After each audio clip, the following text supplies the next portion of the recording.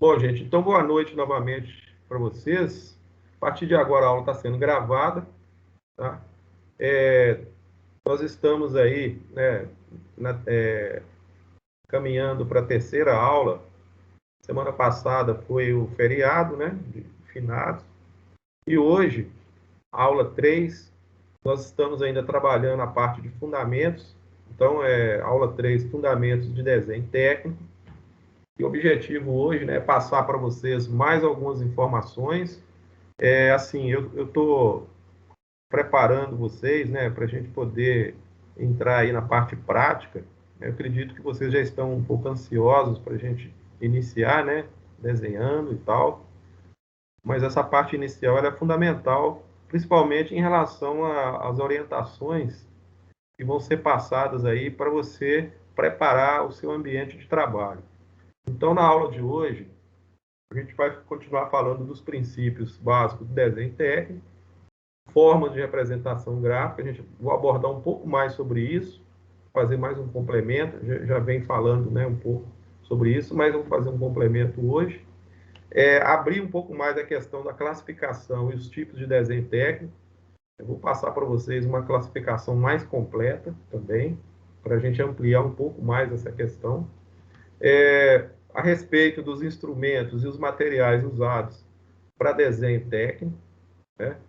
E as recomendações técnicas, os procedimentos de manuseio e questões práticas, né, que a gente normalmente passa para o aluno, para ele começar assim, a assimilar de que forma que ele vai efetivamente desenvolver aí os desenhos, tá certo? Como eu disse para vocês no início do curso, o desenho é uma matéria basicamente de mão na massa, né? Quer dizer, uma das formas de aprender desenho é fazendo desenho. Então a gente vai trabalhar essa questão de fazer e também de interpretar, né? Aquela visão crítica, né, que eu havia comentado com vocês, é fundamental também. Então é isso, né? Esses são os tópicos para hoje. Eu não sei se eu vou dar conta, porque é muita coisa que a gente precisa falar, né? Dependendo do tempo aí também. Mas vamos lá, né? Uma coisa importante que eu queria iniciar falando é com relação à parte histórica do desenho. Vocês, eu já recebi os trabalhos, ainda vou corrigir, e eu acredito, né, que você fez de acordo com as orientações que estavam no roteiro. Se você tiver assistido aquela videoaula assíncrona que eu passei, fazendo ali uma breve história do desenho, você vai perceber que houve, né, avanços significativos, né? Então, esse desenho técnico que nós estamos tratando dele aqui atualmente, né, esse desenho, né, que está mais focado na questão da indústria, né, esse desenho mais elaborado, ele, na realidade, não é aquele desenho que a gente falava dele lá no início, né, dos primórdios lá da civilização. Então, houve aí um avanço significativo, conforme eu disse, né, e a gente percebeu que esse avanço ele foi bastante intenso, porque, na realidade, se a gente for analisar a linha histórica, nós vamos perceber que as outras áreas, né, que estão aí presentes, né, como a arte, por exemplo, as artes, a cultura, as ciências e as tecnologias, elas também fizeram parte, né? São, assim, culturalmente falando, né, são conhecimentos que foram sendo associados, né, à área do desenho técnico na medida que o próprio homem avançava culturalmente. Então, o que acontece? A gente teve a influência, né, de todas essas áreas, né, quando a gente trata da questão do desenho técnico, o desenho como comunicação, como ferramenta de comunicação. Então, esse processo evolutivo, né, que vocês pesquisaram lá, teve, né, a participação aí intensa em todas as fases, né, começando lá na pré-história, passando pela Idade Antiga, a Idade Média, Moderna, até a esse período nosso, que é a Idade Contemporânea, né? Então, hoje, né, atualmente também, se a gente for analisar, esse processo ele continua, né? Existe uma evolução aí bastante grande, inclusive no nosso curso, mais no final dele eu vou abordar algumas questões mais atuais com vocês a respeito do desenho técnico, principalmente com o advento aí das tecnologias, né, que tem a ver com essa revolução 4.0, né, nós temos aí a inteligência artificial, né, a internet das coisas, né, então isso aí também está provocando uma revolução muito grande. Então, veja bem, nós estamos dentro de um processo evolutivo sem fim, né, as coisas estão sempre evoluindo. Nós temos agora a questão do 5G no Brasil, né, o leilão aí, isso vai contribuir bastante para fazer a integração dessas tecnologias, né? Então, a gente percebe, né, que toda a parte que envolve a indústria, na medida que ela avança, os procedimentos, né, e os processos também vão avançando.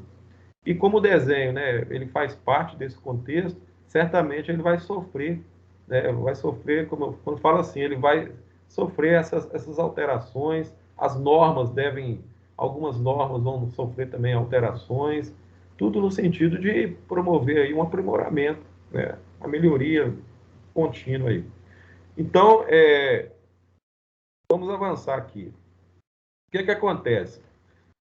A gente precisa começar aqui a trabalhar alguns conceitos voltados à questão do desenho linear geométrico.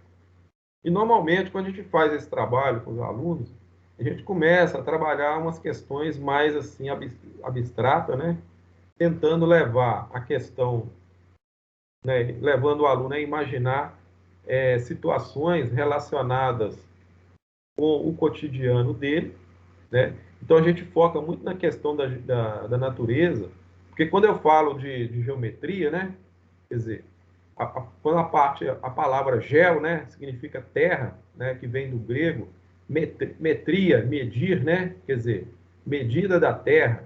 Então, se você volta na etimologia da palavra, tentando traduzir aí, né, de forma primitiva, o conceito de geometria, então você vai, nós vamos nos remeter à questão da própria natureza que nos cerca. Então, a gente vai perceber, por exemplo, que observando aí o nosso entorno, não é isso? Principalmente a parte mais natural que nós temos, a gente vai perceber que o nosso mundo, ele é geométrico, né? Você está vendo aí, Thales? Olha, Eric, dá uma olhadinha lá para vocês verem. Vocês estão entendendo o que eu estou falando? Olha só. É a colmeia, né? Que é bem. As É. plantas. O caracol, principalmente, o caracol, eu acho que é o mais doido. Pois é, então, olha que interessante. Se a gente começar a fazer esse tipo de análise, a gente vai perceber que muitas coisas que estão aí ao nosso redor, ela já traz, né, em si uma certa organização geométrica, né? Eu não entendo, né? Assim, às vezes eu fico me perguntando como que um trevo de 4 folhas, não sei se você já teve a oportunidade de pegar uma folhinha dessa e observar, e você vai ver exatamente o contorno, você começa a observar a forma, né, ali, um certo rigor natural, e isso já vem dessa planta. E aí você vai observando outros objetos aí que estão ao nosso redor.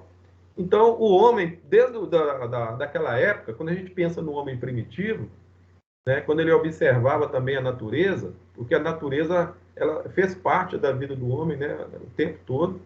Então, o próprio desenvolvimento nosso, né, a civilização aí, os avanços, tem muito a ver com o nosso contexto externo, não é isso? Aquilo que você vê, aquilo que você observa, e você começa a raciocinar em cima disso e tentar entender toda essa questão, né, por que é assim, né?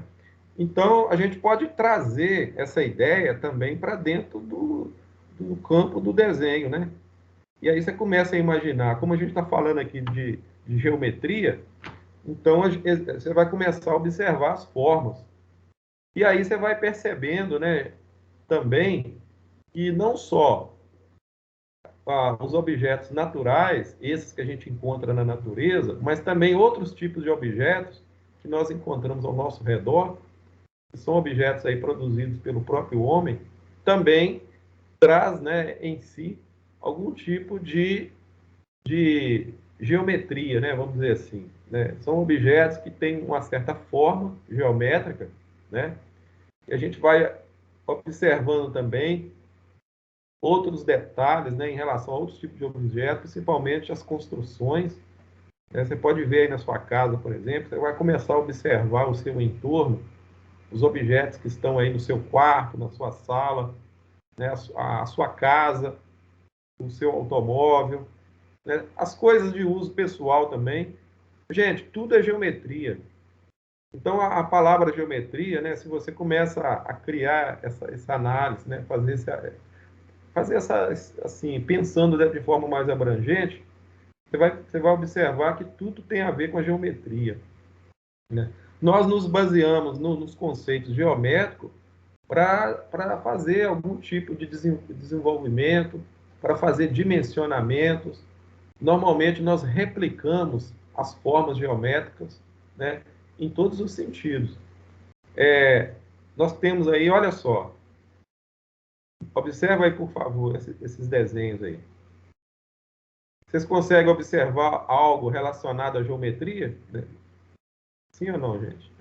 Completamente, né, professor? Pois é.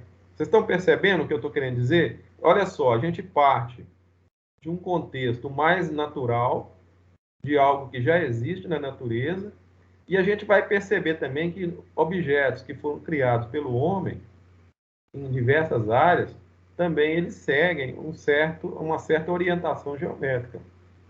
Né? E isso tem relação direta com o desenho. Né? Então, assim, a gente queria, na realidade, é o que eu gostaria que vocês começassem a ter esse raciocínio dessa forma, né? Isso aí a gente precisa abstrair um pouco, começar a desenvolver o nosso raciocínio nesse sentido, até mesmo de analisar as formas, o contorno, né?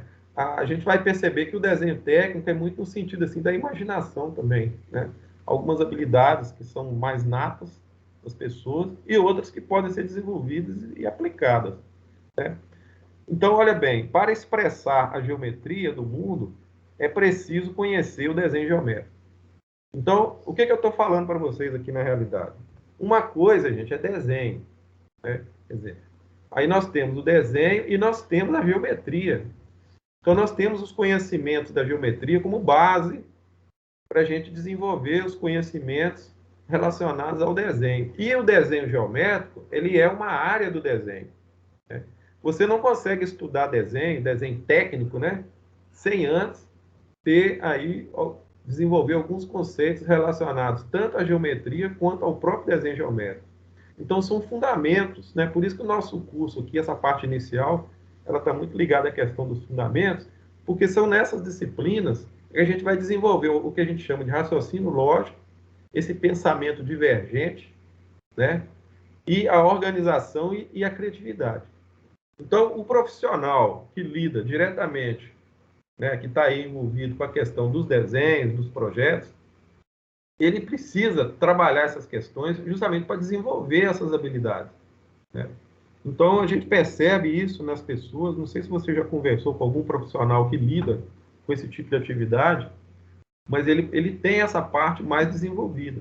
Então, isso trabalha até mesmo o nosso interior. Né? É uma questão até de autodisciplina, né? De você, à medida que você gosta também, né? Eu acho que tem que gostar, né?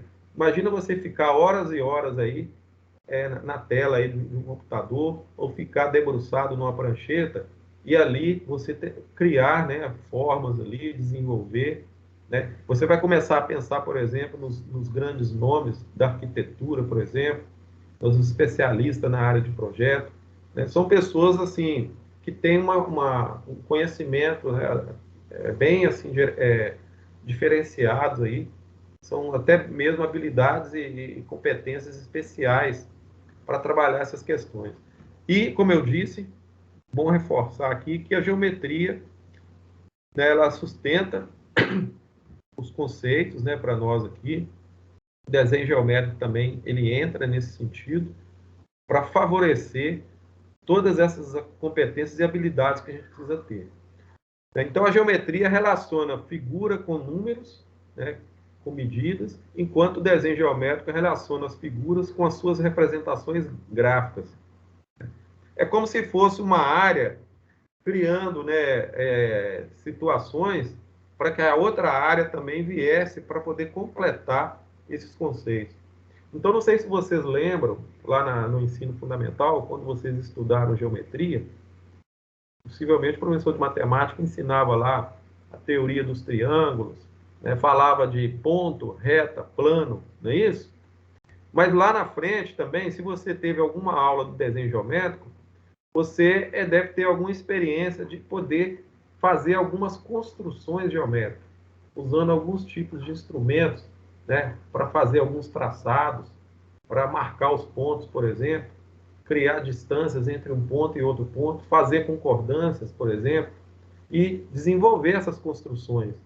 Não para criar figuras geométricas, né, mas assim, para desenvolver conceitos, né, relacionados ao ponto, reta, plano, aos ângulos, por exemplo. Trabalha muito com figuras planas, né, e também, né, um pouco mais adiante, com figuras, com objetos espaciais, por exemplo, né, com figuras espaciais, porque a geometria, né, a gente vai ver, ela é bem dividida, tem a ramificação da geometria, né? Então, o desenho geométrico ele entra mais no sentido da representação gráfica. E a geometria trabalha mais as formas e a parte dimensional. Mas elas se completam, né, enquanto áreas de estudo, né?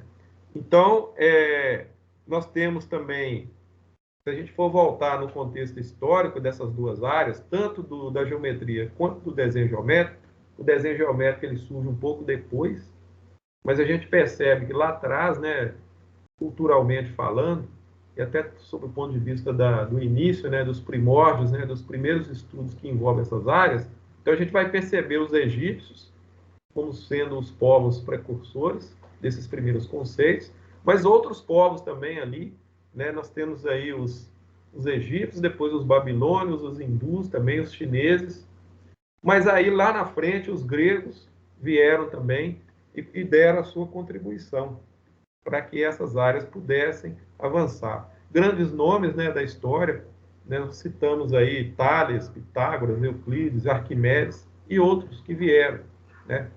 É bom dizer também para vocês o seguinte, que a matemática ela faz parte desse contexto evolutivo, porque já que a geometria também ela é uma parte da matemática, né? Então também a matemática se coloca como ponto, né, de apoio também para essas áreas. E quando você desenvolve desenho, seja qual modalidade de desenho for, você está exercendo, né, e aplicando todos esses conhecimentos, né? Então, para nós aqui, de uma forma mais prática, com certeza, na hora que você estiver desenvolvendo ali as primeiras construções geométricas, né, os primeiros traçados, né, usando os instrumentos ali, você já vai estar aplicando de forma intuitiva esses conceitos que eu estou falando para vocês deles aqui, né? A parte matemática, que dá essa base, né? A geometria básica, né? O conhecimento da geometria, ele faz parte, e o conhecimento do desenho geométrico, que vai ser a base do desenho técnico nosso, que a gente vai chegar nele depois, tá? Aqui nós temos um esquema aqui interessante. Vocês estão percebendo aí de vermelho aí, sim ou não, gente? Olha lá. As áreas da matemática. Sim. Nós temos aí a geometria, olha lá. E aí aparece o Arquimedes aí. O Arquimedes é considerado o pai da geometria. Por quê?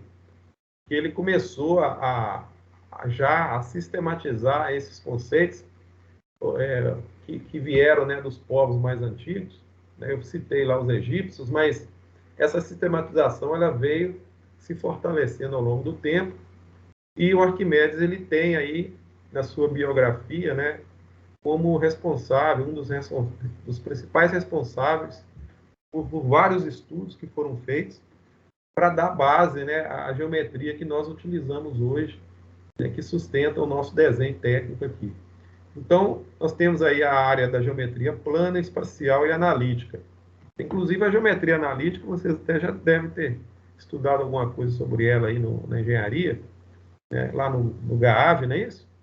Acho que dentro da parte do cálculo, que a geometria analítica, vocês estudam cálculo, GAAV... Isso aí acompanha a gente a vida toda, que é na Física 1, na Estática, no MacFlu, do desenho, aí tem no cálculo 3, no cálculo em Gaave.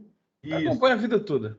Porque aí essa parte de álgebra entra também. Mas, assim, no caso do desenho nosso, ela fica mais concentrada aí. Quer dizer, a base nossa aqui, né, como a gente vai trabalhar com a questão mais gráfica, né, de representação gráfica, então fica nessa área de concentração, mas sofre influência também das demais áreas da matemática. E a gente vai perceber, né, que mais adiante, acompanhando aí a linha evolutiva do desenho, né, a gente percebe que lá na época principalmente não sei se vocês já leram alguma coisa a respeito, no período da Revolução Francesa, que foi um período assim marcante e onde nós tivemos avanço significativo em diversas áreas ali, a partir da Revolução Francesa também, evolução na área da arte, da arquitetura. É como se fosse, né, a Revolução Francesa, como se fosse uma abertura do mundo, né, para você ter diversas, não só a Revolução Francesa em si, mas diversas revoluções em todas as áreas. E na área das ciências também, houve uma evolução muito grande. Então, o que aconteceu? Nesse período, nós temos aí a figura do Gaspar Monge. Depois você vai pesquisar um pouco sobre ele, você vai ver a participação do Gaspar Monge na questão dos primeiros estudos para criar os primeiros métodos de representação gráfica que a gente chama de é o método mongiano, né? E esse primeiro método aí, que foi desenvolvido por ele, que é basicamente os conceitos que nós temos hoje que sustentam o desenho técnico moderno. Então, ele criou, né, ele é considerado o pai da geometria descritiva, né, que é uma área também da geometria, né, muito importante. Então, a partir desses conceitos, ele desenvolveu alguns modelamentos matemáticos também, porque o Gaspar Monge, ele trabalhou muito a questão também da geometria diferencial, e toda essa questão ajudou bastante na evolução do desenho. Então, até nessa época, o desenho não tinha um tratamento tão sistematizado, mas a partir do Gaspar Monge, que se deu, né, como eu disse, no período também da Revolução Francesa, né, e ele escreveu esse artigo que está aí, foi o primeiro, como se fosse o primeiro livro publicado, com as aplicações desses estudos que ele fez, né? Ele também trabalhou numa escola politécnica lá na França. Ele tinha outros estudiosos, né? Outros pesquisadores e matemáticos da época. Ele próprio, ele era um matemático também. Então, esses primeiros estudos foram fundamentais para que nós tivéssemos, então, assim, para que fosse delineado, né, todo o processo evolutivo do desenho que nós temos hoje. Então, qual que é a visão do Gaspar Monge nos estudos dele? Nós temos aí uma definição rápida que está dizendo assim, olha, o que consiste o método mongiano, né? Ou a geometria mongiana? É representar objetos de 3 dimensões em um plano bidimensional. E, a partir das projeções, determinar distâncias, ângulos, áreas e volumes em suas verdadeiras grandezas. Então, gente, esse daqui, olha, vocês estão vendo aí direitinho? Depois eu vou entrar nisso direitinho com vocês, nós vamos trabalhar isso mais, assim, de uma forma mais específica, mas o conceito básico enunciado por Gaspar Monge, né, ele coloca para nós, né, os conceitos de você poder, então, imaginar um objeto no espaço. Nós temos aí uma ideia, né, de que o objeto ele fica localizado no espaço gráfico. Então, ele cria a ideia do espaço gráfico e ele vai imaginar, por exemplo, que em torno desse objeto, né, de forma imaginária, né, você vai ter vários planos, né? Então, ele trabalha com o conceito cartesiano e ele imagina planos de projeção que vai fazer aí, que vão estar posicionados, né, em torno desse objeto. E a partir desse conceito, a gente faz, então, o que a gente chama de rebatimento. Então, esses planos eles vão girar existe um processo de giro, depois eu vou mostrar isso tudo para vocês detalhadamente, mas só para você entender a ideia.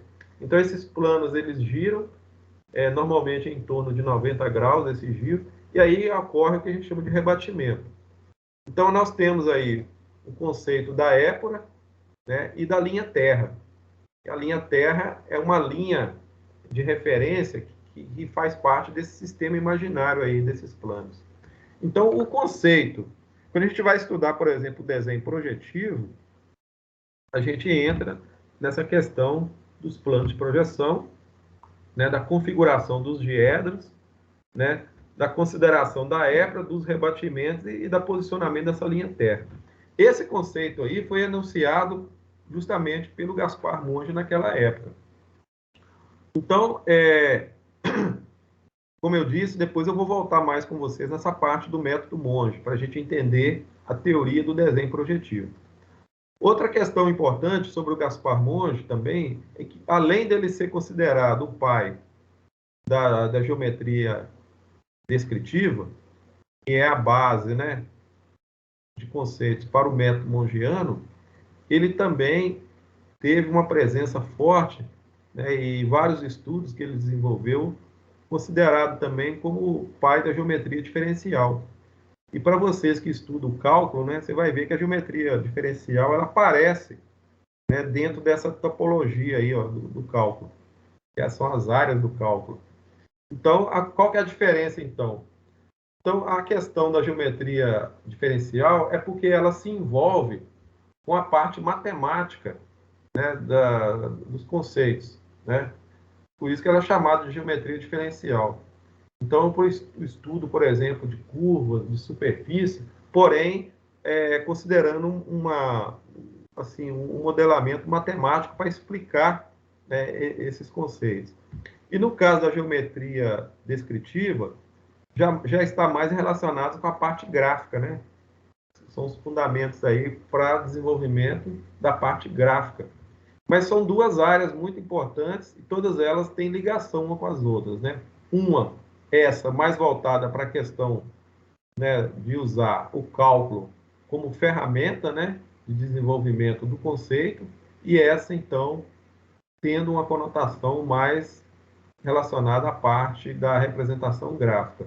No nosso caso aqui, a gente vai mais levar em conta esses conceitos da geometria descritiva para fundamentar os nossos estudos aqui, haja visto que o desenho, basicamente, ele está mais voltado à questão mesmo da representação gráfica do objeto, né? Bom, como a gente está falando de representação gráfica, a gente precisa entender o seguinte, de que forma que essas teorias da geometria descritiva vai nos ajudar aqui. Então, a gente vai perceber, né, até mesmo a partir do conceito do desenho técnico, que todo esse processo de comunicação que o desenho oferece para nós, ele precisa ser, de certa forma, sistematizado. Então, veja bem, o que nós vamos fazer? Nós vamos trabalhar os conceitos da geometria descritiva, mas nós não vamos ter aqui um curso de geometria descritiva. Na realidade, a gente já vai trabalhar a aplicação dos conceitos da geometria descritiva dentro do desenho. Então, para a gente poder começar a desenvolver essa parte, né, digamos assim, relacionados ao traçado, né? Nós vamos trabalhar com os elementos primitivos da geometria, tá certo? Apoiado no conceito da geometria descritiva. Se possível, né, a gente vai começar o nosso estudo a partir do desenho geométrico. Então, a primeira parte nossa prática, né, do desenho aqui, a gente vai fazer algumas construções geométricas e lá na frente a gente vai aprimorar e aplicar um pouco mais o método mongiano, quando a gente chegar na parte do desenho projetivo. Tá certo? Então, qual que é a nossa ideia, basicamente? Qual que é o nosso foco? É que, ao final, a gente consiga trabalhar o nosso desenho técnico, esse desenho técnico que está também lá na indústria, né, já compreendendo, né, do ponto de vista dos fundamentos, como que esse desenho é desenvolvido. Então, se você vai desenvolver um esboço, que seja um desenho um pouco mais elaborado, ou que seja uma imagem gráfica, por exemplo, de algum objeto, ou que seja, por exemplo, trabalhar ali o desenho mais no modo bidimensional ou que seja no tridimensional, mas que isso tudo aconteça dentro de uma concepção, tendo por trás esses fundamentos que estão aí diretamente associados. Então, resumindo, nós vamos precisar de algum conhecimento da parte de geometria, por isso que eu perguntei para vocês no início do curso, né? Fiz até uma sondagem com vocês, como que estava essa parte da geometria, porque a gente vai precisar, tá certo? Nós vamos ter que nos ater aos conhecimentos do conceito do método mongiano, para a gente trabalhar a questão do desenho projetivo, entender como que funciona essa questão dos planos de projeção, dos diédrons, né, dos rebatimentos. Isso tudo vai fazer parte do nosso contexto aqui. Tá certo? E, só para finalizar a minha exposição aqui, é o seguinte, o desenho geométrico, ele entra nesse contexto para a gente trabalhar, né, as primeiras atividades para desenvolver aquela parte que eu falei com vocês lá atrás, do raciocínio lógico, né, daquele pensamento divergente lá. Então, o desenho geométrico, ele entra nesse contexto aí para fazer, né, essa, digamos assim, essa fundamentação aí. Tá bom, gente? Vocês estão me entendendo direitinho? Eu estou tentando criar aqui um ambiente, né? Estou explicando para vocês como que as coisas vão acontecer. Então... Beleza, professor, tá bem claro. Olha só, se a gente voltar na nossa definição do desenho técnico, você vai perceber que a geometria, o desenho geométrico e esse método mongiano aí, que tem a ver com os princípios da geometria descritiva, vai ser a base para a gente poder trabalhar aqui. Porque, olha só, o que é o desenho técnico em si? Qual é o objetivo nosso? É a representação de objetos. O tempo todo é isso. Quer dizer, lembra que eu falei com vocês quando a gente vai materializar a ideia? Então, o que é materializar a ideia? Eu preciso de um fundamento, eu preciso de trabalhar de forma mais sistematizada para que essa ideia se torne realmente algo, digamos assim, palpável, né? Então, olha só, representar objetos o mais próximo da realidade possível. Essa que é a grande questão do desenho. Se você observar, por exemplo, a evolução da computação gráfica, começa lá na década de 60 e que você chega até os dias atuais, ou seja, os primeiros softwares, né, de computação gráfica, você vai perceber que o objetivo principal da computação gráfica também é tornar, né, essa representação o mais realística possível, né? Então, quando você trabalha, por exemplo, um objeto tridimensional aí, né, seja ele, né, no espaço ali, fazendo uma revolução ali em 3D, quanto mais realístico esse objeto for, melhor, para melhorar o nosso entendimento. E também para aquelas pessoas que vão fazer a leitura do desenho, do projeto. Então, o objetivo do desenho técnico, né, até mesmo, né, o objetivo tem muito a ver com a definição do desenho técnico. É o quê? É representar os objetos o mais próximo possível da realidade, com respeito às formas. Quando fala assim, olha, respeito às formas, né?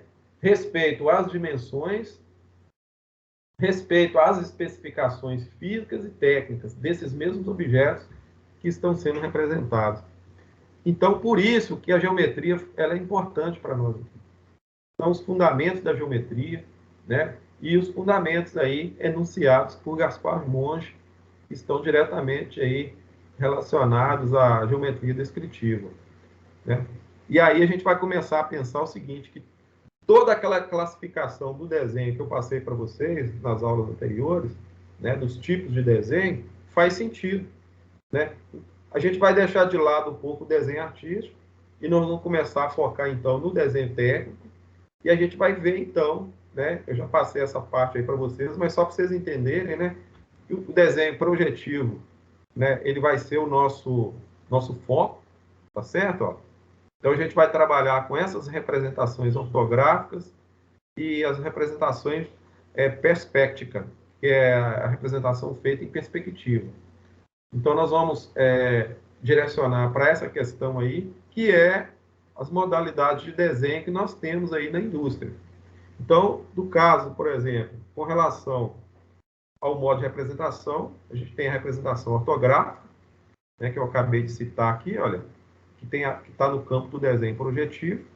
Não tem como eu falar de desenho projetivo sem tomar como base o conceito de Gaspar Monge, né, que é o método mongiano. Então, a gente avança, né, na questão desse método de representação, tendo o desenho projetivo como base, e aí nós vamos trabalhar o conceito, né, das projeções ortográficas. Tem alguns professores que falam vistas ortográficas ou representação ortográfica, é a mesma coisa, né?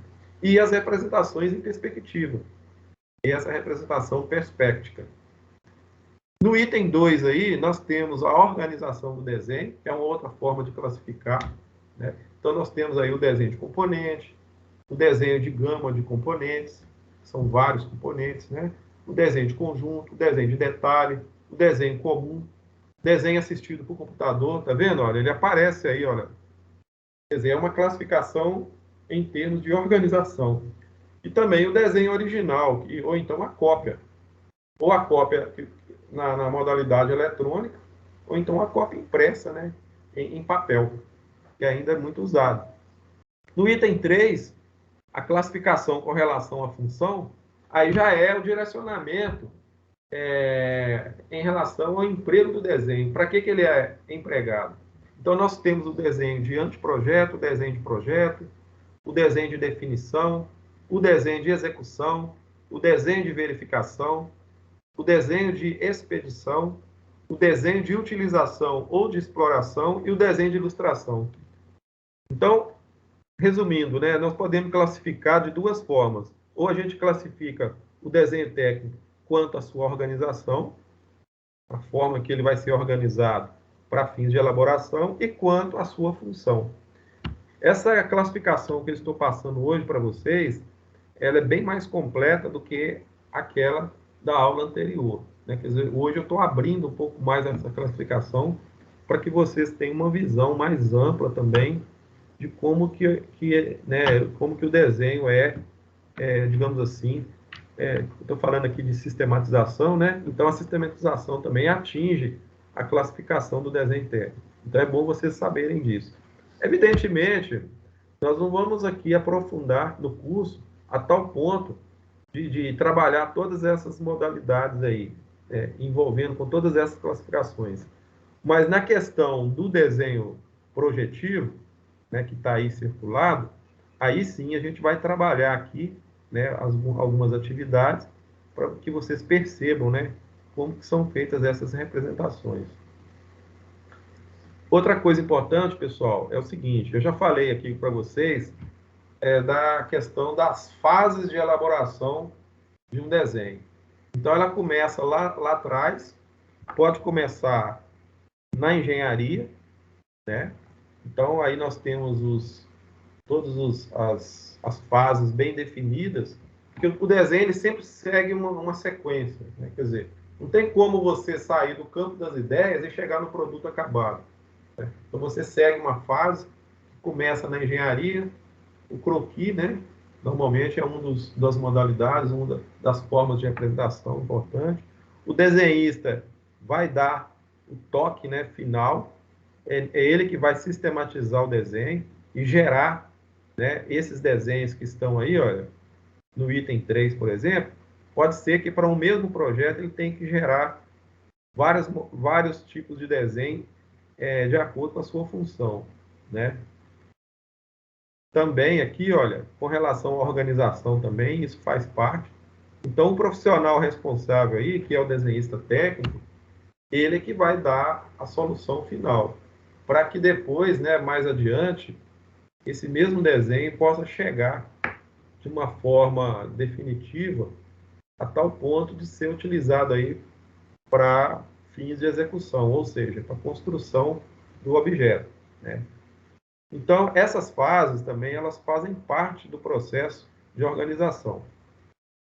E aí, para finalizar essa primeira parte aqui que eu estou explicando para vocês, a gente precisa entender o seguinte, que não existe um grau de importância maior entre uma fase e outra. Em todos os momentos, né, desde o primeiro momento que você está trabalhando o desenvolvimento da ideia, Isso já é uma parte importante, porque a gente sabe que tudo que começa bem termina bem. Então, uma boa ideia, ela só vai se tornar boa até o final, caso ela comece de forma organizada e dentro de um contexto, né? Assim, um contexto que tem uma boa fundamentação, né? Muito, a gente fala assim, olha, existe dentro da engenharia uma coisa que a gente chama de bons projetos. O que é um bom projeto? Então ele tem que reunir, um bom projeto tem que reunir uma série de qualidades. Ele, ele não tem que ser bom só numa questão ou em outra questão. É um todo. E a gente percebe que o bom tratamento, né, de todas as fases, isso é fundamental para o sucesso do projeto. Você pode chegar, por exemplo, num produto acabado, né, e não ter aí o sucesso, né, esperado, né? Então, a gente considera que todas as fases do projeto elas são importantes, né?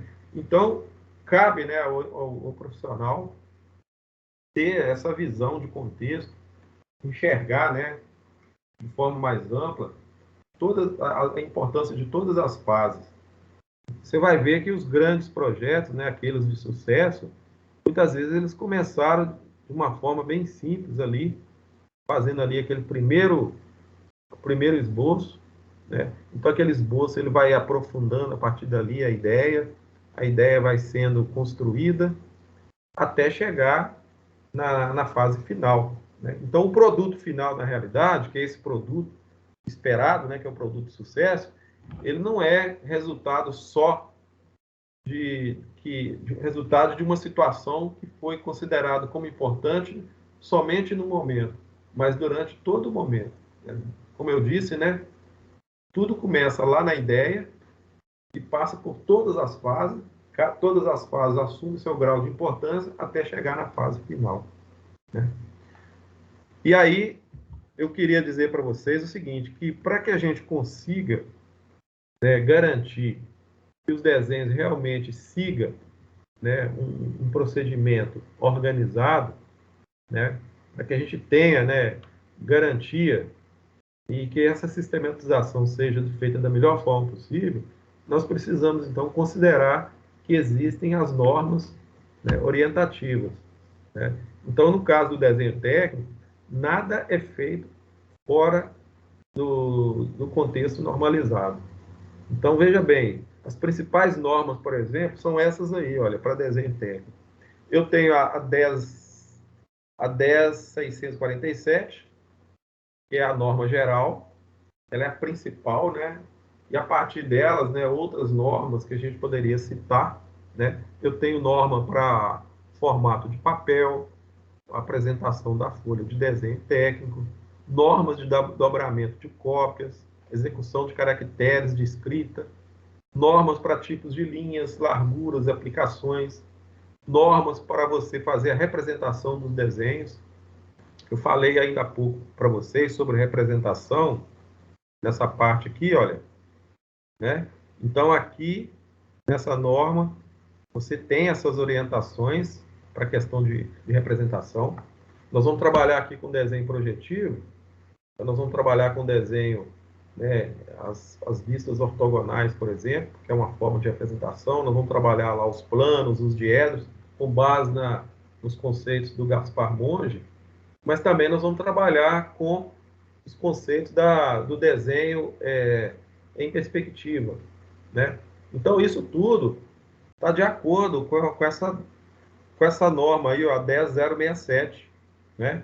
Nós temos a 8196, que fala do emprego das escalas, a 12298, né, que traz, né, os conceitos do corte, né? Então, assim, o corte ele é um recurso muito importante também, bastante aplicado, principalmente para desenhos assim que tem aí uma certa complexidade. Então, o recurso do corte ajuda muito na questão da compreensão, principalmente ali, já que você vai trabalhar o corte, né? Vai analisar o objeto tanto por dentro quanto por fora. Então, o corte é isso, né? Você vai imaginar o objeto sendo seccionado E você vai poder, então, representar a parte interna dele. Mais adiante a gente vai ver isso. Outra questão importante, que é a 10.126, que fala da parte do dimensionamento, são as regras de cotagem, né, para desenho técnico. A 8404, sobre indicações do estado de superfície dos desenhos técnicos. Material, né, acabamento superficial, por exemplo, o tipo de acabamento, tem que fazer o estudo disso aí, né? Tem a simbologia específica, os conceitos, né, relacionados à parte de materiais, por exemplo, os tipos de materiais, isso tudo aparece nos desenhos técnicos. Então, essa norma, ela cria, né, essa regulamentação para a aplicação dessas referências, né, relacionadas ao estado de superfície. Nós temos também aí a 6158, que trata da questão das tolerâncias e dos ajustes. Isso aí é muito usado em desenho mecânico, né? Principalmente para conjuntos, peças que trabalham, né, acopladas umas às outras. Então, definir, por exemplo, os graus de tolerância, por exemplo, as interferências. Então, essa norma ela vai ajudar muito nesse contexto. Isso tem a ver diretamente com a parte dimensional também, dos componentes ali. E a última norma que está aí, que é a representação convencional de partes roscadas. Existe uma norma específica. Então, gente, o que acontece? Essas são as principais, mas nós temos outras normas também que fazem parte do contexto do desenho técnico, normas associadas, que podem ser também utilizadas para nos ajudar a tornar essa representação gráfica, né, assim como eu disse, que ela seja feita da melhor forma possível, né, para que esse produto final, né, ele tenha realmente o resultado esperado, né? É bom dizer também o seguinte, que a norma, ela não trata simplesmente do produto acabado em si, mas ela permeia todas elas, né? Dá base para a gente trabalhar todas as fases do desenho, desde a parte inicial, ali na fase de concepção, mas como também todas as outras fases que a gente vai ter que trabalhar nela até chegar no produto final, tá? Eu estou deixando para vocês lá no nosso blog, depois eu gostaria que vocês entrassem lá, né, numa página específica. Eu vou deixar disponível para vocês o material de apoio, esses materiais que estão aí, que vai ajudar vocês no desenvolvimento dos primeiros trabalhos práticos. Então, eu vou deixar um formato A4 no modo isométrico, um formato A4 quadriculado, um formato A4 com legenda do Cefet. Vai poder fazer download, tá? E usar. Sobre caligrafia técnica, né? Caligrafia técnica está aqui, olha, na parte de 8402, ó, que essa NBR 8402, a norma brasileira regulamentadora, né, que trata da questão da escrita. Então, eu vou deixar para vocês uma folha de caligrafia como exemplo, a caligrafia maiúscula e minúscula. Uma legenda modelo padrão, né? O formato A4 já vai vir com legenda, mas existe a legenda padrão, as regras, né, para você elaborar uma legenda, que é o carimbo, né, que é colocado no formato. Mais adiante eu vou detalhar mais para vocês sobre isso. Está grifado aí de amarelo, né, as normas técnicas aplicadas ao desenho técnico. Então, eu vou deixar também um link, ou talvez as próprias normas, para que vocês tenham acesso a todas essas normas aqui. Se você quiser baixar as normas e guardar com você, é importante para você fazer consultas e para tirar dúvidas a respeito da aplicação de cada regra que a gente vai utilizar no desenho, ok?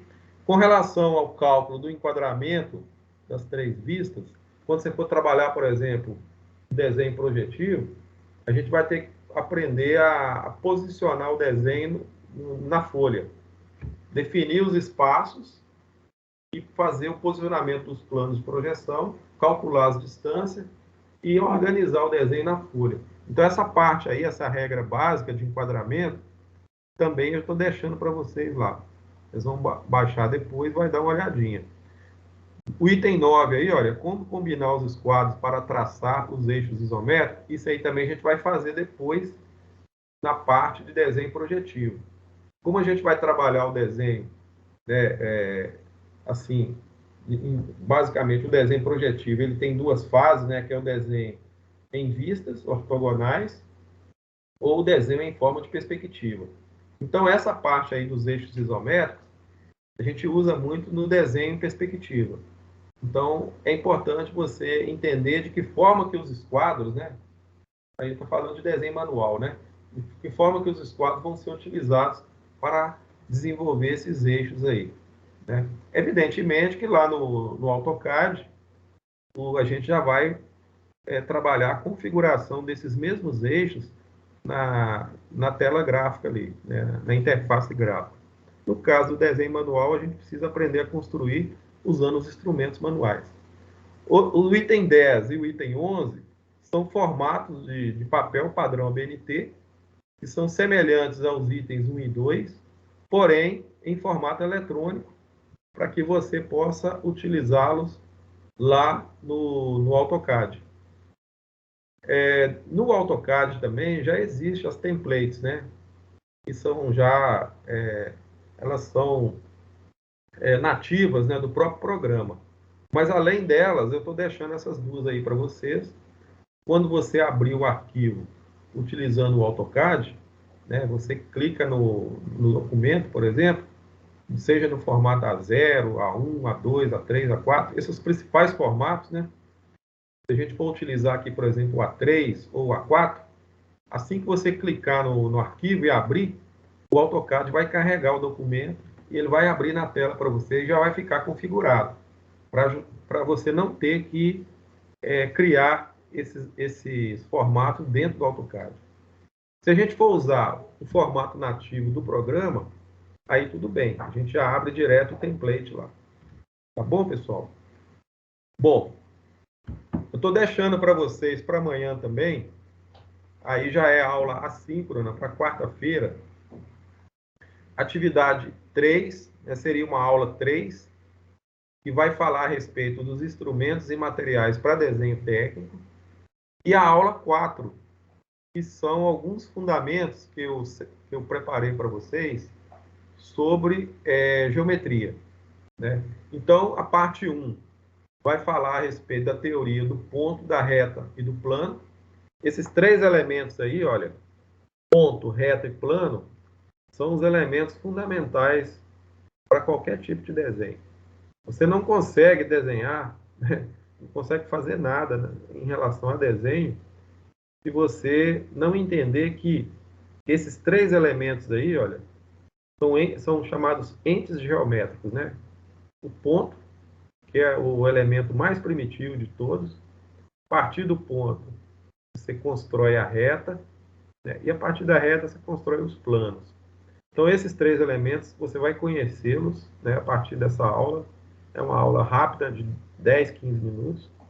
A parte 2 vai falar um pouquinho para vocês a respeito das retas, né, da construção das retas, né? Porque uma coisa, gente, existe o conceito de linha e o conceito de reta. Lá nesse vídeo vai estar bem especificado para vocês o que é uma linha e o que é uma reta, né? Uma linha, né, existem vários tipos de linhas. Uma linha curva, por exemplo, ela não é uma reta. Então, eu posso ter vários tipos de linha, mas uma reta é uma linha. Mas o que define uma reta, então? Então, lá no vídeo vocês vão ver isso. Vai falar também sobre ângulos e sobre polígonos, né? A parte 3 é sobre circunferência e seus elementos. Os elementos da circunferência. Uma tangente, uma secante, uma corda, um raio. A gente vai precisar lembrar disso, entendeu? O que é um centro de uma circunferência? Qual que é a diferença entre círculo e circunferência? Então, esses conceitos de geometria são fundamentais para nós aqui, para a gente poder dar prosseguimento aqui ao nosso curso. Na parte 4, vai falar, então, das figuras geométricas planas e das figuras espaciais. Que a geometria, né, como eu disse lá atrás, a gente classificou que existe a parte da geometria plana e a parte da geometria espacial. Trabalhos sólidos, né, os sólidos geométricos. Então, você tem, por exemplo, o retângulo, o quadrado, o paralelogramo, né? Aí você tem, na parte de geometria espacial, o cubo, a esfera, né? Você tem ali o cone, por exemplo. Então, eu gostaria que vocês assistissem, né, essas videoaulas. Elas foram elaboradas na sequência, né? Então, parte 1, 2, 3 e 4. Isso aí faz parte da aula 4. E a aula 3, a referência maior aí são os instrumentos que nós temos para uso, para desenho instrumentado manual, tá certo? Aí vocês vão estar assistindo. Eu vou enviar para vocês por e-mail o link para que vocês entrem nessa aula aí, tá certo?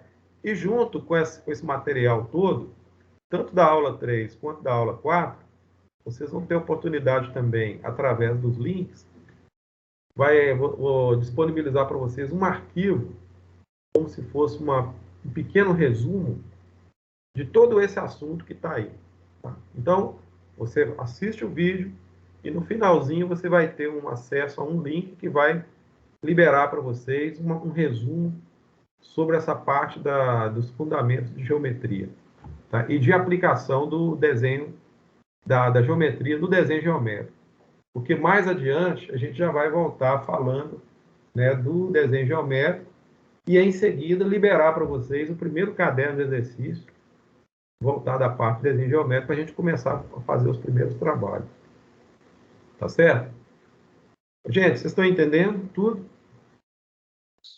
Então tá de boa, professor. Tá Tá beleza. tranquilo? O Eric também? Ok? Bom, como é que está o nosso tempo aí, por favor? Quanto tempo de aula nós temos até agora? Tem 1 hora de aula que já foi.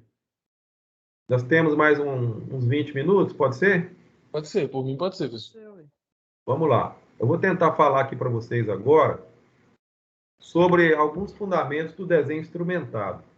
Esses vídeos que eu indiquei para vocês, para a aula de amanhã, também vai falar desse assunto. Mas eu gostaria de fazer algumas abordagens aqui, para quando você assistir os vídeos lá, já vai ficar mais reforçado, né? Quer dizer, os conceitos vão ficar mais definidos aí para você. Bom, eu queria dizer para vocês o seguinte: quando a gente fala de desenho instrumentado, olha lá, fundamento de desenho instrumentado. A sua mão, olha bem, a sua mão e uma lapiseira, um lápis, já por si só já é um instrumento. Eu não preciso necessariamente de ter outros tipos de instrumento para elaborar um desenho, né? Então, olha bem o que está escrito aí. Existe o que a gente chama de técnica à mão livre. Muitos desenhistas, muitos arquitetos, né, inclusive de renome, eles começam normalmente a elaborar a sua ideia a partir da técnica à mão livre, né? Esse primeiro desenho de cima aí, Thales, você conhece quem fez? Zé Niemeyer, né? Niemeyer, parabéns. Você está entendendo? Os primeiros traços. Inclusive, tem até uma historinha sobre Niemeyer, que ele estava sentado numa esquina, num bar, conversando com um amigo dele lá no Rio de Janeiro. E aí, eu não sei se isso é verdade, não. A gente sempre conta isso no curso, para exaltar o nome do Niemeyer, né, como grande nome aí da arquitetura. Mas ele estava sentado lá e, de repente, ele olhou e ele viu, né, um prato virado para cima, ele estava no bar, né, e um prato virado para baixo. E aí começa a imaginar Brasília, né? Juscelino Kubitschek já tinha, né, determinado ali as primeiras conversas, o projeto já estava para ser desenvolvido. Então ele olha um prato assim e um prato embaixo. É claro que tem um significado. Então ele percebe, né, as primeiras formas ali, imediatamente ele pega, né, faz ali um croquis rápido e já começa a delinear, né, as primeiras formas, né, que vai dar origem a um projeto maior que lá na frente, né, futuramente se transformou nas construções né, das belas construções de Brasília. Professor, inclusive lá na UNB, desenhado por ele também, e lá é muito bonito, viu? Sim. Então a gente vai perceber o seguinte, que quando a gente fala da arquitetura, quer dizer, é uma outra área, né, um tipo de desenho mais elaborado, entendeu?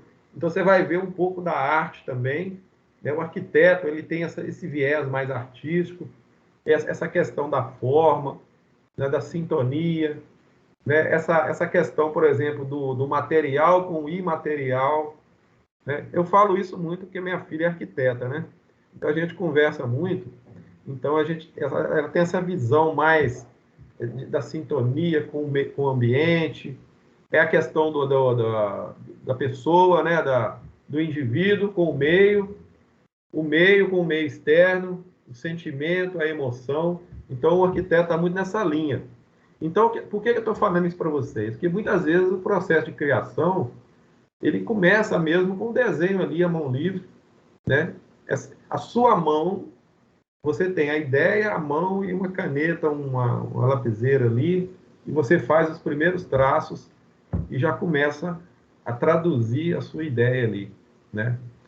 Então, com as mãos, sem necessidade de qualquer outro tipo de artefato, você já começa a desenhar. E aí você consegue construir, né, com algumas técnicas que são determinadas aí para desenho à mão livre, né? Mas aí é importante a gente colocar as habilidades, né? Quer dizer, autocontrole, coordenação motora, destreza, né? A concentração ali, essa questão das formas, a capacidade de abstração, são características de, como eu disse, né, habilidades e tem a ver com as competências dessas pessoas que estão, né, aí fazendo esse tipo de trabalho, né? É claro que muitas habilidades podem ser desenvolvidas, né? Algumas técnicas você aprende, você vai praticando, né, e vai desenvolvendo, e outras você pode ir aprimorando com o tempo.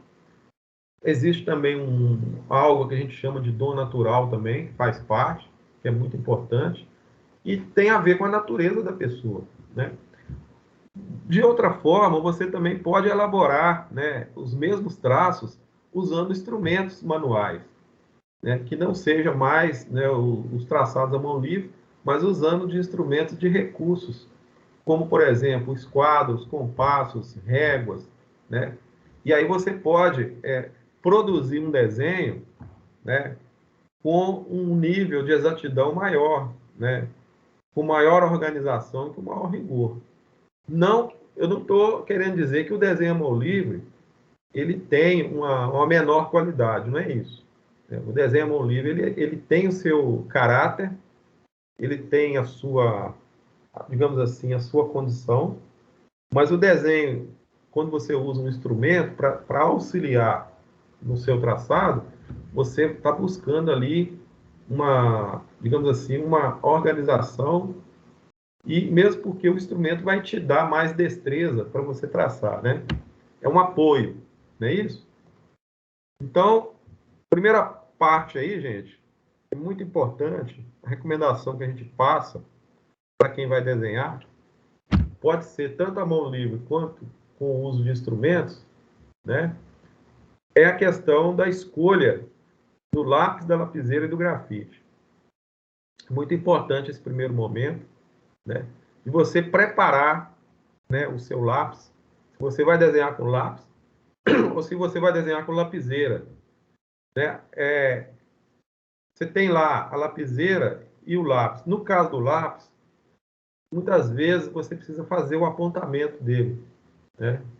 E preparar a ponta ali para você fazer os traços e garantir uma certa homogeneidade desses traços.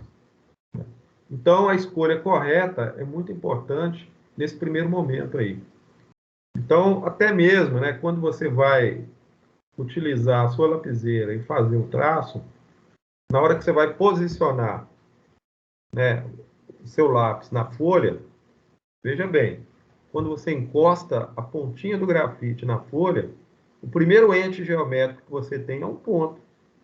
E aí, na hora que você desloca o grafite, você está produzindo o segundo ente geométrico, que é a sua reta, por exemplo, né?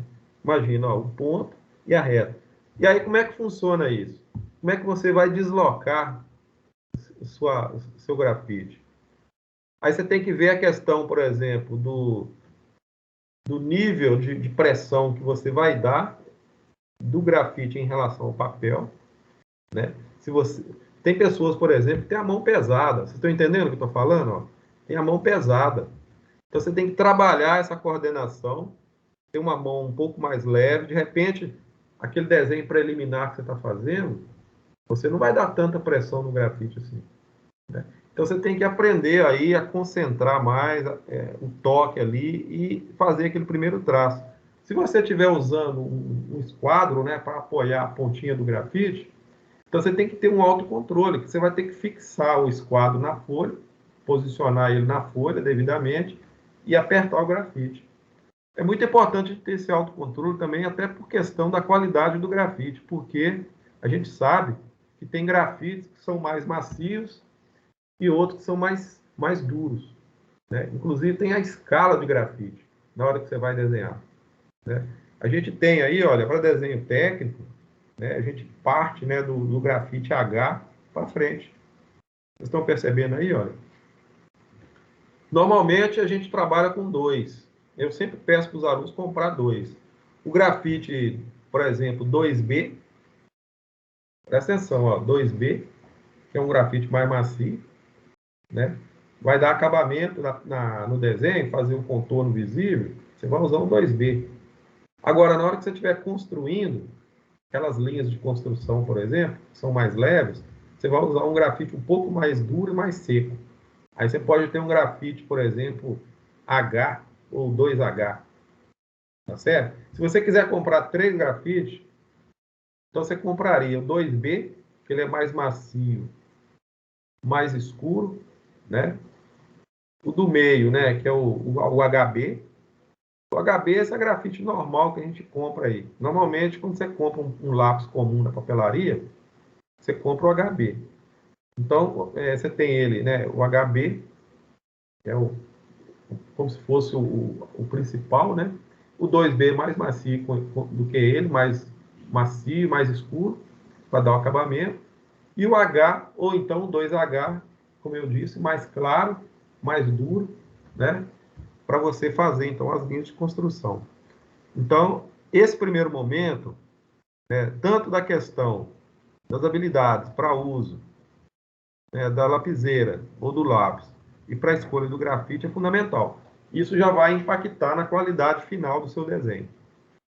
Sabendo o seguinte, já que nós vamos trabalhar a questão das linhas, quer dizer, o desenho basicamente você trabalha com linhas, né? Ponto, linha, ponto e linha. Então, qualquer tipo de construção geométrica, né, é fundamental você definir essa questão relacionada às linhas. Essa tabela que está aí é uma tabela básica. Aí não tem todas as linhas que a gente utiliza no desenho técnico, mas as principais. Então, a NBR 8403, depois você vai ver a norma, lá tem outras linhas lá, eu trouxe apenas algumas linhas. Então, essa linha número 1 aí, olha, grossa e cheia, a 2 tem grossura média, que é uma linha tracejada. Depois nós temos uma linha 3, que é a linha fina, traço ponto. A gente usa muito essa linha, né, lá no desenho projetivo, para indicação de centro e simetria, né? Nós temos a linha 4, que é uma linha fina e cheia. Veja bem, quando você vai desenhar, você vai usar uma linha fina e cheia. É como se fosse uma linha de construção, né? Ela é usada também para cota e chamada. Quando você vai dar o acabamento, aí você usa a linha número 1, que é uma linha grossa. Então, além da linha, do tipo de linha, né, você ainda tem que preocupar com a grossura da linha. Se você usa, por exemplo, um grafite 2H, você não vai conseguir fazer uma linha grossa. Por quê? Porque o grafite é duro e seco, né? Então, uma linha grossa, por exemplo, você vai conseguir fazer num lápis 2B, por exemplo. Normalmente, a gente desenha, faz toda a construção primeiro, usando uma linha mais fina, com lápis, por exemplo, H ou 2H, e depois você faz o reforço, né, sobre a mesma linha, usando um outro lápis que é um 2B, né, que é um lápis mais escuro, para dar o reforço e fazer o acabamento final. Então, o desenho normalmente é assim, você constrói primeiro com linhas de construção, por isso que chama linha de construção, né? Você vai construir primeiro para depois dar o acabamento. Você nunca desenha tudo de uma vez. Vocês estão entendendo o que eu estou falando? Então, é importante saber, então, saber escolher, né? Preparar o lápis, a lapiseira, escolher o grafite adequado. No que diz respeito ao diâmetro do grafite, no caso de lapiseira, você pode trabalhar tanto com 0,5 milímetros, então com 0,7. Lembrando que o 0,5 você usa para construção. O 0,7, um pouco, né, um diâmetro maior um pouco, dá para fazer o acabamento, né? Se você vai usar o lápis, aí você tem que ter um apontador. Porque quando você usa o lápis, à medida que você vai usando, né, o grafite, o que vai acontecendo? Ele vai desgastando, né, e a ponta vai ficando mais redonda, né? Você tem que fazer o apontamento dele e manter, para você criar aquela uniformidade que eu falei lá, né, das linhas, né? Imagina você fazendo um desenho, você faz um traço, outro traço. De repente, no terceiro traço, dependendo da pressão da mão, a ponta já desgastou. Aí você tem que pegar e apontar de novo. Tá certo? Então, é um trabalho de paciência, de organização, e tudo isso vai impactar na qualidade final do seu desenho. Outra questão importante, pessoal, é com relação ao ambiente de trabalho. Aí nós temos a prancheta, né? Nós temos, então, a preparação da superfície de trabalho, né? A mesa, a prancheta, as réguas e os esquadros. Essa régua que está aí, chamada de régua T, eu não vou exigir essa régua de vocês, tá? Não precisa comprar ela, não. Se você tiver, você pode usar. Mas aí você vai precisar de uma mesa, né? Tipo uma dessas duas mesas, para você apoiar a régua T. Porque ela tem um encosto lateral, né? E ela tem também um ajuste para você variar o ângulo da régua. Do jeito que está aí, olha. Normalmente existe uma trava, né? No eixo dela, para ela poder variar. Se não for uma régua T, que tem essa trava para você fazer a movimentação do eixo, pode ser que você tenha também uma régua paralela, que é tipo essa régua que está nessa mesa, nessa imagem da esquerda. E ela vai deslizar, por exemplo, sobre a mesa, somente numa posição. Ela é ascendente e descendente, acompanhando a inclinação da mesa. Lá na nossa sala de desenho, no Cefet, nós trabalhamos com uma mesa desse tipo, né? Porém na horizontal. Existe a mesa inclinada lá, né? Mas a gente usa mais a mesa horizontal, com essa régua paralela, tá certo? Bom, aí nós temos então a posição de trabalho. É importante a questão, falar da ergonomia, né? A cadeira, se você trabalha na horizontal, quer dizer, você vai ficar sempre olhando para baixo, tá entendendo? Aí tem que ver a questão da coluna, o tempo, né, que você vai permanecer ali na posição para efetuar o desenho, né? Na questão da fixação da folha, é muito importante também você seguir essa sequência A, B, C e D, sempre observando a diagonal. Coloca a fita adesiva na extremidade, coloca em A, passa a mão por cima da folha, coloca ela bem esticada sobre a mesa e coloca o B. Aí você vai prender a folha. Do outro lado, C, e depois passa a mão novamente, puxa e coloca uma fita em D. Isso é importante para que a superfície fique bastante assentada, né, sobre a mesa. Não pode ter nenhum enrugamento ali. Então, esse processo ele é fundamental para que você consiga, né, criar aí uma condição boa para trabalhar.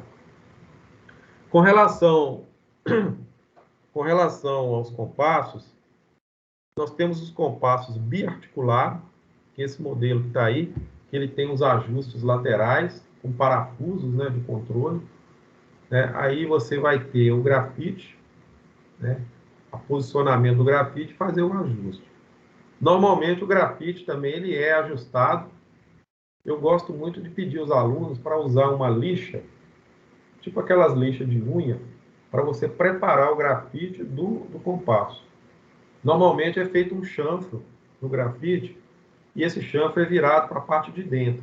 Então, o compasso ele tem a ponta seca, que é a ponta de metal, né, e tem a ponta de grafite. E aí você vai aprender depois a fazer os ajustes, né, usando inclusive a sua escala, né, que é a sua régua, para você fazer o levantamento das medidas que você quer colocar. De repente você vai fazer o traçado, né, ou que seja uma concordância, ou uma circunferência, por exemplo, você precisa fazer o levantamento do valor do raio. Aí você usa a escala para fazer isso. Então, o compasso ele é usado para determinar pontos, marcar segmentos e resolver problemas geométricos. É um instrumento muito interessante, que vai desenvolver, inclusive, a parte cognitiva, né? Essas habilidades, por exemplo, relacionadas ao raciocínio lógico também. Como você vai trabalhar a parte do desenho geométrico, então o compasso ele entra aí como uma ferramenta, né, de uso normal e é um dos principais instrumentos, né, para coletar pontos, por exemplo, pontos de concordância. Né? O desenho é muito cheio de pontos de concordância. O compasso ajuda bastante. Na questão dos esquadros, que é outro instrumento fundamental para nós aqui, para traçado de linhas, né? Então a gente vai precisar aprender a combinar os esquadros, né? Combinação. Qual esquadro que apoia, qual esquadro que desliza, né, sobre o outro, para fazer esse movimento, que seja para traçar linhas paralelas, linhas perpendiculares e outros tipos de linhas mais que são necessários. Então a gente vai perceber, por exemplo, que na hora que você colocar o esquadro apoiando, normalmente, olha só, ou trabalha com de 45 graus apoiando de 60 graus, para produzir linhas verticais, por exemplo, linhas horizontais ou linhas inclinadas, e vai depender do ângulo que você precisa.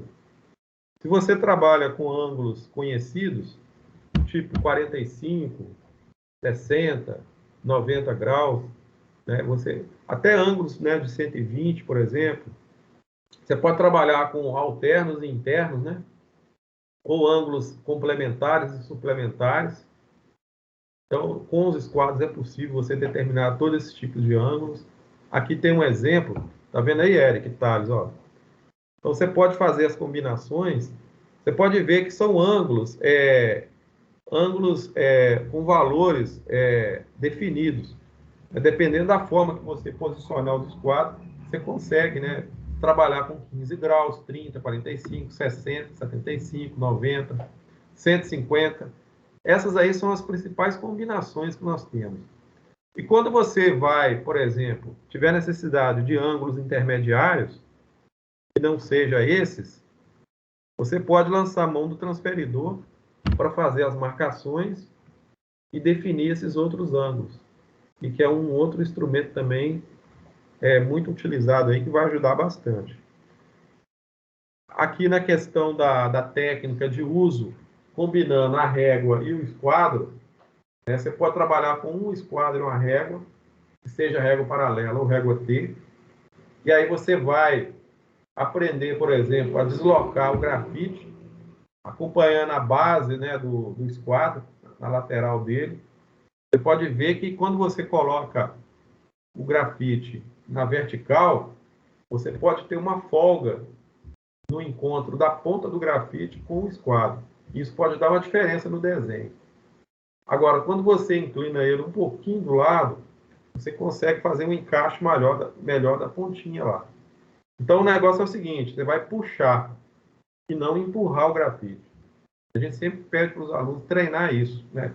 Puxando e não empurrando. Tá? O autocontrole, a pressão na mão, a lapiseira, o esquadro, o papel, o grafite, para não marcar a folha excessivamente, mesmo porque precisa apagar, né, alguma coisa, fazer alguma limpeza no desenho, e a gente precisa aprender a ter esse autocontrole.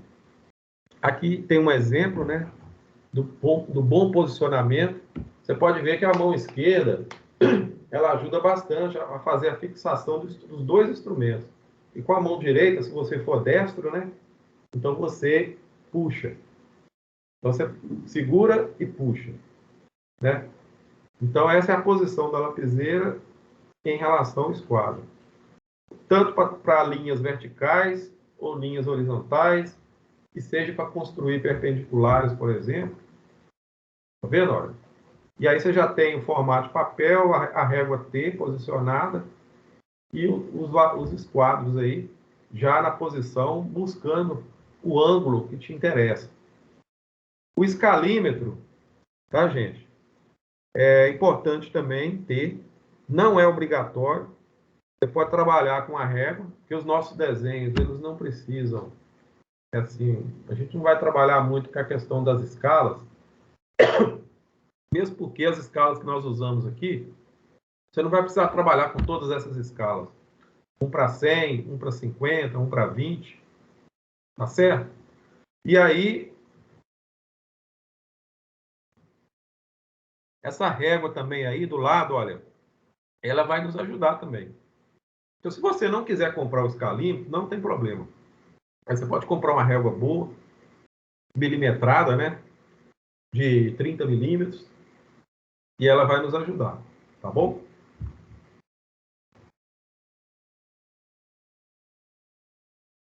Alguma dúvida, gente? Quase terminando aqui. Outra questão também são os gabaritos. Antigamente era muito usado os gabaritos. Nos desenhos de arquitetura, por exemplo, ajuda bastante. Para fazer, por exemplo, traçados, né, de peças, né, que são usados aí nos desenhos de arquitetura, até mesmo em desenhos mecânicos também. Tem gabaritos para desenhos elétricos, tá certo? Não é necessário, não estou pedindo para que vocês comprarem isso, né, mas só mostrando que existe, né? E tem os materiais de apoio que a gente usa nos escritórios, né? Aqui no caso a borracha, uma borracha plástica de boa qualidade, que não deixa resíduo sobre o papel. A fita adesiva, ao invés do durex, né? Compra lá uma fita, tem umas fitas melhor para você fixar, né? E não vai estragar o seu papel. Aí você vê direitinho. Tem uma flanela para te ajudar a limpar os instrumentos. Na medida que você vai trabalhando com os esquadros sobre o papel, algum fragmento de grafite, um pó, né, que pode ficar por cima, que fica agarrado no instrumento, aí você pode passar um álcool, né, no instrumento para fazer a limpeza e vai com a flanela e retira o excesso e faz a limpeza. Normalmente existem as pastas de arquivamento e tem os armários de arquivamento. Isso para arquivamento de desenhos impressos. Projetos, por exemplo, né, eles são dobrados, existe uma técnica de dobramento, que eu vou falar daqui a pouco, e aí os arquivos, que sejam arquivos de aço, e também os arquivos eletrônicos, né, aí já para desenho assistido. Mas, de toda forma, mesmo o desenho sendo em formato eletrônico, em algum momento, ele, de repente, vai ser imprimido, né, por alguma necessidade futura. No caso do... É importante a gente dizer aqui no curso o seguinte, que as técnicas para desenho manual, que seja para desenho à mão livre ou com o uso de instrumentos manuais, elas são muito importantes quando você for trabalhar também com desenho assistido. Então, as habilidades que você desenvolve para desenho manual, elas valem para desenho manual. As técnicas para desenho à mão livre, valem para desenho à mão livre. As técnicas para desenho assistido, valem para desenho assistido. Porém, todos os fundamentos, né, que a gente tem, que seja para da geometria, do desenho geométrico e de outras áreas do desenho, da matemática, por exemplo, todas elas funcionam de igual maneira para todas essas modalidades de desenho. Então, muitas vezes as pessoas pensam assim, porque eu vou fazer um desenho e vou usar um software, então eu não preciso conhecer dos conceitos da geometria, nem do desenho geométrico, nem os princípios da geometria descritiva. Isso é um erro da maioria das pessoas, porque o software, na realidade, ele não vai fazer nada que você não queira que ele faça. Quer dizer, na realidade, o software é simplesmente mais uma ferramenta de trabalho. Então, Assim como você tem os instrumentos manuais, que é uma ferramenta de trabalho, a sua mão também é uma ferramenta de trabalho, né? Mas também você tem que entender que os conceitos do desenho técnico, eles são universais. E toda a sustentação teórica, né, ela vale para qualquer modalidade de desenho, tá certo? Então, nós precisamos aí ter como requisitos a geometria e seus fundamentos, o desenho geométrico, a base da matemática e o domínio dos recursos de informática básica. Nesse caso aí, de forma mais específica, para o desenho com o uso, né, de recursos de software, né? O que, na realidade, o programa vai fazer para você, gente, é simplesmente dar maior agilidade, precisão e qualidade visual. É claro, né? Isso você normalmente não consegue no desenho manual. Mas em termos de execução, em qualquer uma das três modalidades, seja mão livre, seja com instrumento manual ou com recurso de software, os conceitos, como eu disse, são os mesmos. Então é importante a gente entender isso aí, né? As técnicas de elaboração do desenho manual são de grande importância na formação do bom profissional. Tá certo? Temos ainda alguns outros materiais de apoio, né? Que é o papel, que são os formatos, tá certo? Olha, nós temos aí o exemplo, né, dos formatos padronizados da BNT. Eu vou deixar para vocês lá para download, já falei isso aqui. Nós temos a normalização dos formatos. Você pode ver aí, olha, o formato A4, por exemplo, depois tem o A3, né? Sempre um é o dobro do outro, né? Então, você começa, por exemplo, com um formato bem pequeno, né? Digamos lá, o A7. Depois você tem, ó, o A8 é menor que o A7.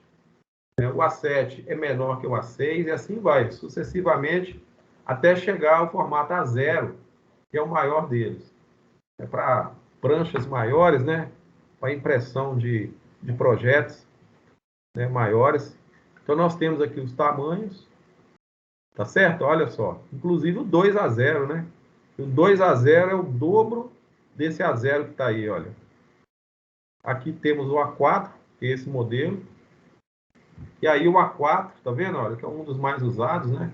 Principalmente para desenhos de componentes isolados e objetos únicos, né? 297 por 210 milímetros, que é o padrão, a BNT. O A3 também bastante utilizado, 420 por 297. Aqui nós temos as dimensões padronizadas para a determinação das margens. Você pode ver que, de acordo com o formato, né, o valor da margem da esquerda, né, permanece. Mas a margem da direita e a margem superior e inferior é diferente. Então, no caso de formato A3, olha, 25 milímetros na esquerda e nós temos 7 milímetros. Direita, superior e inferior. Então, isso é padrão, tá, gente? Se você adquire o formato já direto, já impresso, né, ele já vem padronizado. Se você tiver que construir o formato, essas são as dimensões. Aqui nós temos o sistema de fixação da folha. Então, você vai, por exemplo, furar, né, tem essa setinha vermelha aí, tá vendo? Para a questão de arquivamento. Né? Esse é um formato A4. Vai usar um perfurador de papel para fazer o arquivamento. Aqui nós temos os espaços úteis para a gente trabalhar, porque a gente precisa definir a posição das legendas, que é o carimbo, né, onde vai as inscrições e os detalhes do desenho. E normalmente a gente deixa um espaço para texto, né, que está um pouco acima da legenda, para criar o espaço útil onde efetivamente você vai fazer o desenho. Para cada tipo de formato, existe uma orientação técnica da norma para poder estabelecer qual é o espaço útil para você fazer o desenho. Aqui nós temos uma técnica de dobramento. Se você vai arquivar, por exemplo, um formato A4 numa pasta, e nessa mesma pasta você precisa arquivar um formato A3, certamente o formato A3 ele é maior do que o A4, mas ele vai ter que ser dobrado para ser posicionado junto com o A3 dentro da mesma pasta. Normalmente a legenda ela é posicionada para cima. Então essa técnica de dobramento, você vai respeitar essas dimensões aí para o formato A3.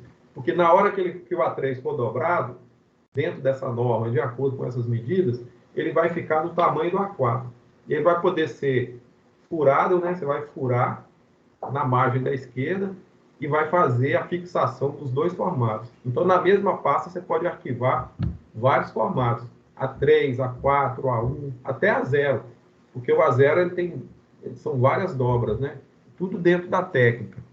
Isso é muito importante, até mesmo para você abrir a pasta depois e você tem um formato, por exemplo, que está por cima. Se ele for um formato maior do que um formato que está por baixo, mas você vai poder abrir esse formato e depois, se quiser fechar, você acompanha a dobra dele e volta com ele para dentro da pasta. Aqui tem um exemplo, né, das dimensões de dobramento. Isso tudo é normalizado de acordo com a 13142/94. É uma técnica de dobramento para qualquer tipo de tamanho, de formato de papel. Aqui nós temos a legenda, os formatos que eu vou liberar para vocês para download, né, que tem uma legenda do Cefet, já está pronto, né? Depois nós vamos aprender a escrever na legenda, colocar as informações do desenho dentro da legenda. Existe legenda, por exemplo, para a empresa, os tamanhos são padronizados e internamente na legenda, normalmente as empresas se organizam da forma que for mais conveniente. Mas as informações da legenda, normalmente elas seguem uma regra. E tem informação, por exemplo, que não pode deixar de aparecer na legenda, né? Por exemplo, o nome do desenhista, as datas, o título do desenho, né? Nós temos aí os códigos, os números das peças, por exemplo, se for alguma peça, né? E isso é codificado, lançado no sistema. Existe um sistema de registro padronizado desses números, né? Se for uma legenda aberta, por exemplo, igual, por exemplo, uma legenda para um projeto que tenha maior quantidade de itens, você tem que abrir a legenda no sentido vertical para que você possa preencher nessa legenda com os vários itens que compõem o projeto. A gente vai ver isso um pouco mais adiante também, tá? E para poder finalizar, gente, é o seguinte: algumas orientações para manuseio, né? Então, número 1, manter um ambiente de trabalho limpo e organizado. Fundamental isso aí, né? Cuidar dos materiais, lápis, compasso, grafite, papel, legenda, borracha, etc. Manter os mesmos sempre prontos. Você ganha tempo, né? Se você deixa tudo organizado previamente, antes de começar a desenhar. Usar a fita para fixar a folha. Durante o trabalho, remover os excessos de pó, restos de borracha, etc. Qualidade final é influenciada pela condição física e o comportamento pessoal, observância às normas, manuseio dos instrumentos e aplicação correta dos procedimentos técnicos com base nos conhecimentos adquiridos. Essa que é a questão básica do desenhista, né? Quer dizer, na medida que ele vai acumulando conhecimento e vai se atendo a esses detalhes, nesse sentido de organizar, de observar as técnicas, é que vai formando, digamos assim, as competências e habilidades que ele precisa ter, né? Então, isso é próprio da pessoa, né? É como se fosse um autopoliciamento, né? Sabendo que você precisa cumprir as regras para se tornar um bom profissional, né? E na parte de desenho assistido, existem também algumas regras básicas. Você tem que familiarizar com o ambiente gráfico do CAD, por exemplo, seja qual programa for, né, de natureza CAD, compreender as funcionalidades básicas, aplicar regras básicas de construção, que muitas vezes são as mesmas do desenho manual e do desenho experimentado, né? Mas aí dentro do ambiente gráfico do programa. Configurações básicas do programa, você tem que ter o domínio delas, né? Compreender sobre a elaboração de desenho técnico, aquela fundamentação teórica todinha, né, que faz parte do desenho. Conforme eu disse, né, ela se aplica em todas as modalidades de desenho, que você precisa entender, e no desenho assistido não é diferente. Compreender sobre apresentações de projeto, execução de desenhos aplicando a plataforma CAD, né? Então, eu vou deixar para vocês, né, depois, nós vamos ver aí como que nós vamos organizar essa parte do CAD, com algumas aulas, umas videoaulas, e depois, mais adiante, de acordo com o desenvolvimento nosso, a gente vai acompanhando vocês aí no progresso aí das atividades, tá certo? E por último, gente, eu queria deixar aqui só uma definição rápida para vocês, né? Porque, olha bem, a gente está falando muito aqui de normalização, falando aqui de regramento, de cuidados, né? De se ater às normas. Mas qual que é o conceito de norma para nós? Trata-se de um princípio previamente acordado que deve ser tomado como regra de conduta quando da aplicação das técnicas, no sentido de fazer, construir e executar. Então, a norma serve para isso, né? Ou você aplica ou você não aplica.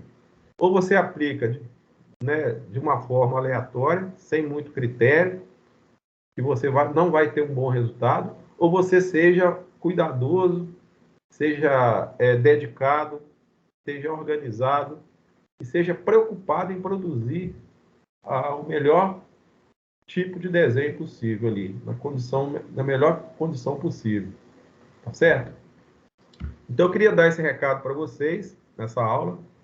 Amanhã eu vou enviar, então, o link para vocês assistirem às aulas assíncronas. E essas aulas assíncronas, elas vão complementar essa aula de hoje. Tá certo? Nós demoramos aí um pouco além do tempo, mas eu acho que deu para fechar aí. Se vocês quiserem fazer algum comentário, estou às ordens. Tá certo? É isso. Tá ok? Beleza. Então tá bom. Um abração aí, fica com Deus, boa noite. Amanhã eu Valeu. envio o link para vocês acessarem o material, tá bom? Tá, beleza. Valeu, boa noite. Boa noite.